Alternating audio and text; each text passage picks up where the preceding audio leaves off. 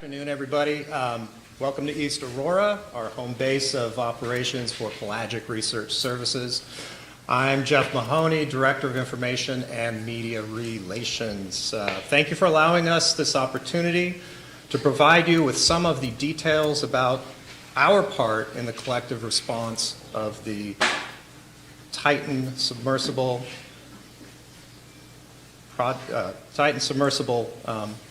tragedy, really, and the subsequent recovery. I want to introduce Edward Cassano, the CEO of Pelagic Research Services, who with Jim Sloan co-founded PRS in Santa Barbara, California. Ed was the coordinator of our subsea assets aboard the Horizon Arctic, with Captain Adam Myers and his crew brought the integrated team into the rescue window. Under the direction of the on-site incident commander aboard the Canadian Coast Guard ship Cabot, and in coordination with the captain and response team aboard the ship Deep Energy, Ed oversaw the Pelagic team's response from mobilization through all offshore objectives. Today, we will be able to speak to the response that got us to the site of the missing submersible Titan, the coordinated plan and rescue on site, and the operational capabilities of the ROV Odysseus. We will be able to talk a little bit about what happened offshore and our role in the overall operation. However, we cannot talk about the specifics of our role during recovery or the specifics of any items recovered beyond what currently exists in the public record. Due to the sensitivity of the ongoing investigation, questions of that nature need to be directed to the U.S. Coast Guard, which is overseeing this investigation. And with that, I'm going to turn over to Edward Cassano.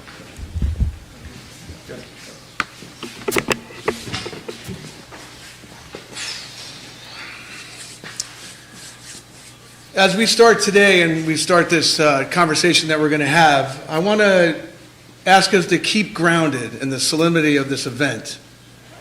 Throughout the entire evolution of this response, this same fundamental focus was at the core of how all of our teams did their jobs.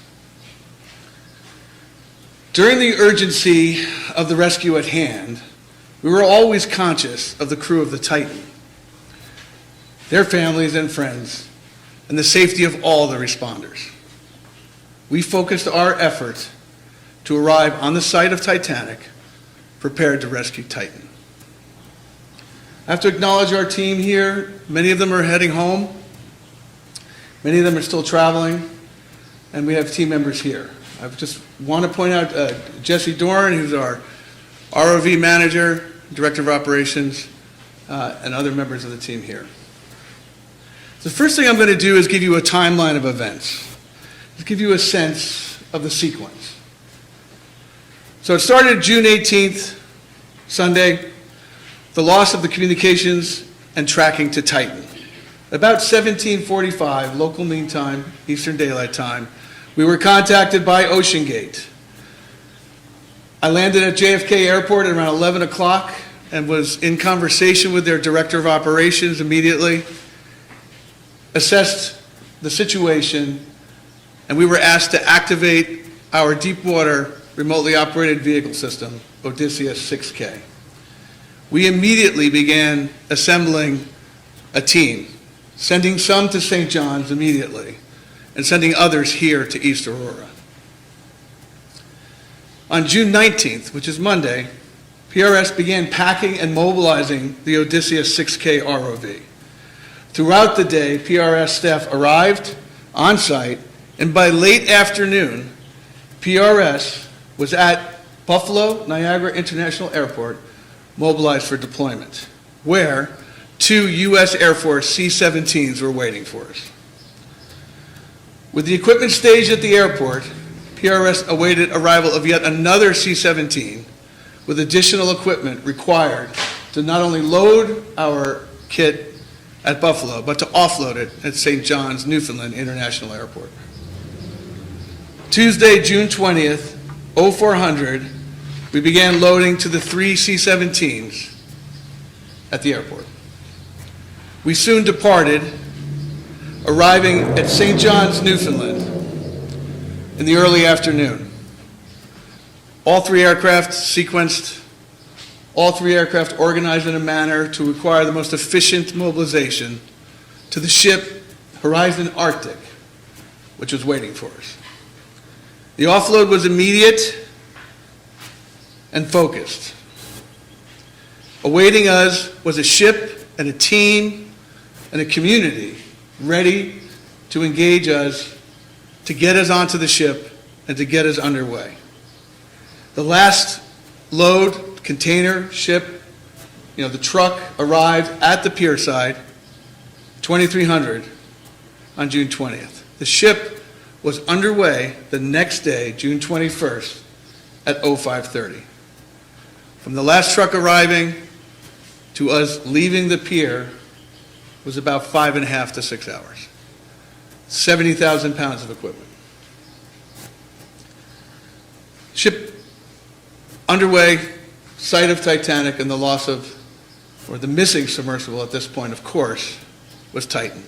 I just want to emphasize the whole response team that we were going to integrate into was underway. There were at least 10 ships and aircraft active already on site. Odysseus 6K, as the 6,000-meter mobile ROV system, became the primary asset focused on rescue. Underway to the site, we finished the integration and activation of the vehicle and rigged it for rescue. Plain and simple, we're focused on rescue. We arrived on site less than 24 hours later. 0430 local mean time, the Horizon Arctic, integrated into the ongoing and multinational rescue effort. At that point, within an hour, 0530, our system was launched from the back deck and began to descend to the seafloor. Shortly after arriving on the seafloor, we discovered the debris of the Titan submersible. Of course, we continued to document the site, and by 12 o'clock, sadly, a rescue turned into a recovery. I have to apologize, we're still demobilizing. It's a lot of emotions. People are tired. During this period, upon arriving on site, we have to point out that the U.S. Coast Guard Incident Command reached out to the families of the Titan crew upon our discovery of the debris. A very important communication. We continued then, of course, to perform an operation from rescue to recovery. So from basically June 22nd till June 27th at 9:30, our teams, and I say our teams because it was the integrated team of the Horizon Arctic and the Pelagic team and many, many, many others, were conducting 24-hour ROV operations as directed by the on-site commander. We, of course, used our heavy lift capability to recover all the objects of interest as directed by the incident response team. Just to complete the timeline for you, on June 28th, 0730 local mean time, St. John's, Newfoundland, Horizon Arctic with the Pelagic Embark team arrived at the Canadian Coast Guard base, where wreckage was offloaded and our demobilization began. Today is June 30th, and it's 24 hours ago we were on site. We really have to take that into perspective. Before taking questions, a few more points. We're still reviewing the sequence of events that we were a part of. During the drive from New York, JFK, to here, the incident command structure, of course, had been activated for a few days, and that integrated command structure that we were participating in was being facilitated by Vice Admiral William J. Galanis, who's the commander of Naval Sea Systems Command. So after OceanGate had activated us, we were immediately blended into the incident command structure. I ask us all here today to recognize the seriousness of the event and respect the depth and range of emotions, certainly and most importantly, the family and friends of the Titan, and all those in the response. I'm happy to take questions. What was it like at that moment of discovery of debris, if you can, and I know, again, it's emotional for you, but if you can describe what happened, what kind of protocol did you follow? Sure. There was when we arrived on site, we were the primary identified asset to effect rescue. There was a fleet of ships there. We came in next to a ship called Deep Energy, an industry ship. Their vehicle was at 2,700 meters. They were not capable of going deeper, but I want to point out that Deep Energy they have 2 ROVs.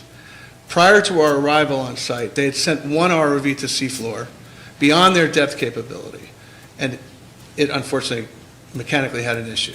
So that is just the scope of the efforts. They lost a vehicle trying to get to seafloor. So when we arrived on site, we were slotted as primary. We came right next to Deep Energy. We're in a 400-foot ship. Deep Energy is a 700-foot ship. We were 75 meters apart. Okay, they had a lifting line at 3,000 meters waiting to recover. Our focus, our plan was to integrate the lifting mechanism into the center core and the lifting capabilities of Odysseus 6K. So our plan of rescue was to immediately, upon finding Titan, latch onto her as quickly as possible and begin recovery. There were protocols in the event of the scenario of viability and non-viability. So it was wild. There were ships, we were moving assets under the integration and coordination with Incident Command and the team on Deep Energy. But because we were primary, they were asking us to make the decisions about how the various assets would move. And so when we did discover the wreck of the Titan, different sets of protocols went through. Were you aware of what OceanGate was doing prior to this whole event taking place? It's a very small community, so the answer is yes. Your thoughts on what they were doing?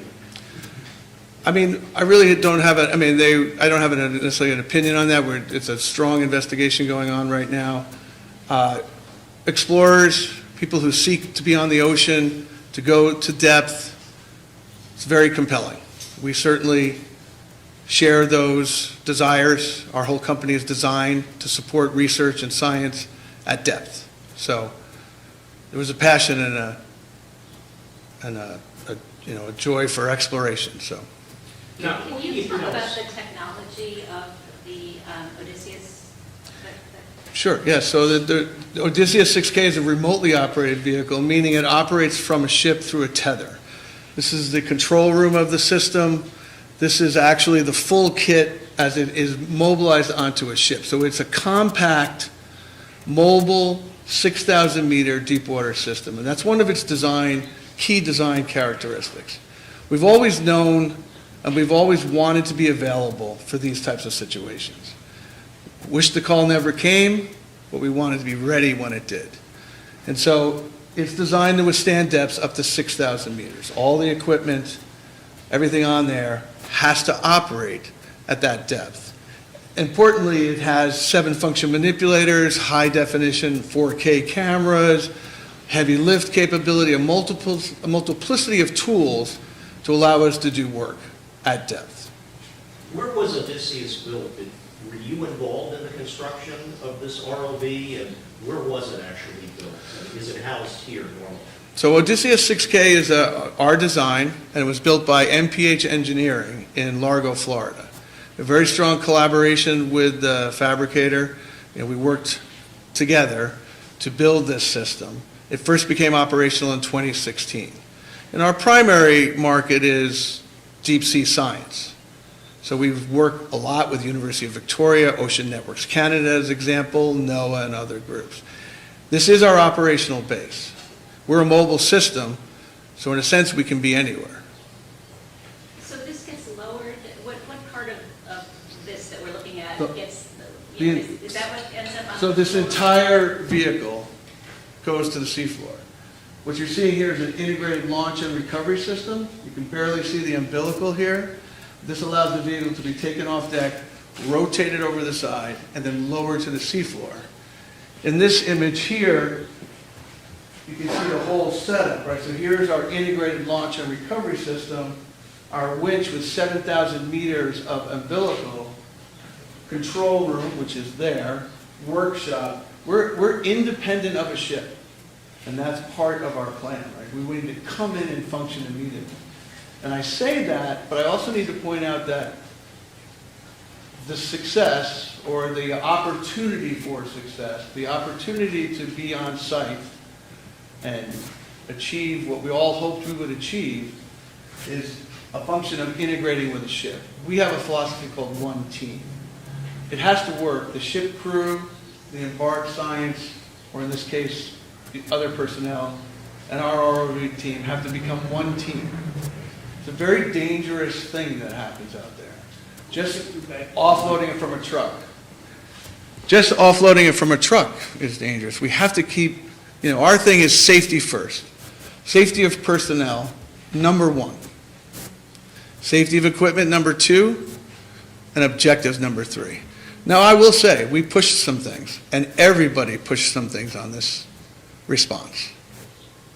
Now, you said that's a unique design for you guys, right? This is your design. Are you the only ones with equipment capable to go down that low and recover what you did based on the fact that the other ship, their unit malfunctioned? It didn't malfunction, they pushed it beyond its depth rating. So is your machine one of the few that can actually go down that far and be okay? Yes. I mean, there are other systems like it, certainly. They exist in many parts of the world. But I think what makes our system somewhat unique is its capabilities and its mobility. And you might want to speak to the fact that the continued operations really is a testament to the design and the functionality. We're looking at a almost flawless operation 24/7. I think that's a very good point. I mean, in some ways, I think, as we look back at this, which we will, it was unprecedented in a sense, our ability to arrive at seafloor and then go to work. And then we worked for another 5 or 6 days at 3,800 meters. And then we began the recovery operations, which in and of themselves are quite challenging. Can you discuss a little bit again, you mentioned your rescue, you were rigged for rescue.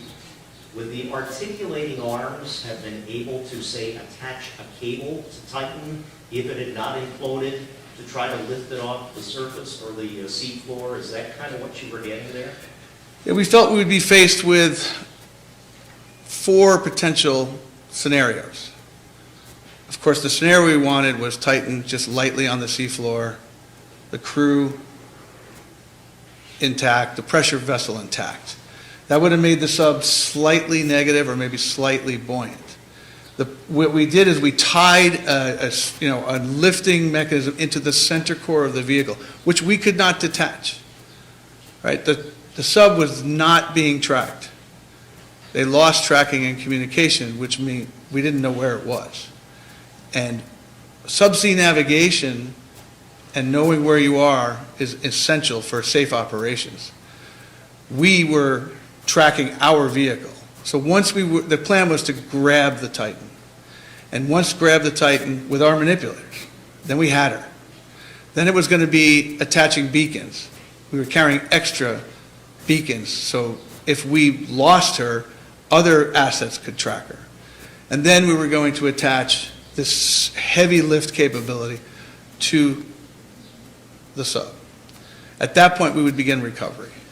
So the additional planning included the other ROVs that were right with us.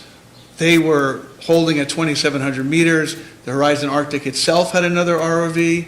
We were prepared, that vehicle was prepared to launch. We were prepared to launch that second vehicle to, once we came through 3,000 meters, then these other vehicles could join us. And they would also grab on. We didn't want to lose her. And then at that point, we'd begin the translation to the heavy lift line that Deep Energy had. And I can't say enough about the professionalism and the preparation of the entire response. that allowed us to come in as primary and have that waiting for us. I mean, it's a little hard to explain, and the visual, of course, is in all of our head, but that was a real opportunity. And as you sat in this control room and looked at the monitors, the time ticked away. Obviously, there's a lot of talk, of course, about the oxygen running out. Can you kind of describe the mood in the room for you and the crew, and really the pressure that you were feeling as time kind of ticked away? I can answer that actually pretty simply. We were focused at the job at hand. That's what we do. That's what all of these people do. We were laser focused on rescue. Of course, we had to describe several scenarios, but we were not set for anything else but recovering that submersible. And that's what everybody was focused on. So it was laser focus, job at hand, safety, get it done. And so the debris that did come up, that was your machine, the Odysseus, that brought that up? Yes. Okay. How many crew members were with you from your team? See, it's really hard to, I mean, our team was 9, but we immediately integrated into a larger structure on Horizon Arctic. For example, their own ROV had 6 crew. They became part of our team, this concept of one team. The entire crew of the Arctic, the captain, Adam Myers, and I worked, seamlessly together. We had our supervisors, our dive supervisors. So, as I was saying, Jesse was running the entire deck ops for us, the whole ROV operation.